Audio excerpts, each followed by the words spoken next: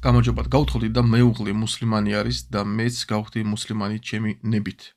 ცოდვა ხომ არ ჩამიდენია. არა, რა თქმა უნდა, ცოდვა არ არის და ძალიან კაი რომ თქვენი ნებით და არა დაზალებით და ასე შემდეგ. და ეგეთი მაგალითები არის ბევრი. იძახიან ზოგიერთი იძახის რომ აი ისლამი აზალებს ხალხს, ისლამი აზალებს, მუსლიმანი აზალებენ თავის ცოლებს, ისლამის მიღებას და ასე შემდეგ. უამრავი ხალხს ვიცნობ მე, ვისაც მეუღლეები აი ეგრე მიიღეს ისლამი თავისი ნებით. ჩვენთან ისლამში არ შეიძლება დაზალება. მუსლიმან კაცებს არ აქვთ უფლება რომ დააძალონ თავის მეუღლეები ისლამის მიღებაზე. არანაირად, ეს არის ძალიან დიდი ცოდვა. თუ თქვენი ნებით არის, მაგას აჯობია. ალლაჰმა ხეირი და ბარაკა მოგცეთ. რა შეეხება ცოდვას, არა ცოდვა არ არის. ერთ ჰადისი გამახსენდა შუმამა სალლალაჰუ ალეიჰი ვასალამმა თქვა, როცა ვიღაც ადამიანი იღებს ისლამსო, ანუ მას წარსული ცოდვები ეპატიება.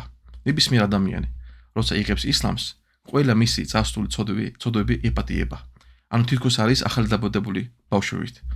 ამიტომ ეს არის კაი ამბავი. და ასევე თქვა შუმამა სალლალაჰუ ალეიჰი ვასალამმა, როცა ქრისტიანი იღებსო ისლამსო, მაგას ეწერება ორმაგი მადლჯო. ორმაგი მადლი მაგას ეწერებაო. ან როგორც ავშტევით, თუ იუდეელიც იღებს ისლამსო, ორმაგი მადლი მაგას ეწერება. ალლაჰმა ხეირი და ბარაკა მოგცით.